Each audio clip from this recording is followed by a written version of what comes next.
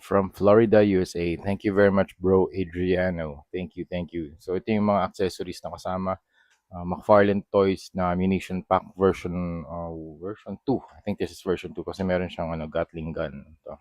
Version 1 kasi meron siyang rocket launcher. Okay. Either way, maganda pa rin yung mga weapons na ginagawa ni McFarlane Toys para sa mga toys nila, para sa mga action figures. So yan, ito yung variant na yun, version 2. Okay. So first, yun nga, tinanggal natin yung mga heads and arms, tapos spray with Bosny flat black, everything.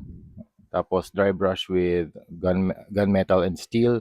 Yung mga brushes natin ito. For dry brushing, you can use flat. You can use flat brush. You can also use round brushes such as these. Hindi naman super bago. Talagang worn out na yung mga tip niya. Ay, yung mga brush niya. Okay, tapos for the green, after ng dry brushing ng steel or gunmetal, dito na tayo sa coat. Sa coat naman, ito yung mga ginamit kong paints. Heavy green, green ochre, gunship green. Ayan, mixture na to ng mga lahat ng parang olive green na type of paint. Thank you very much, Hero Paint.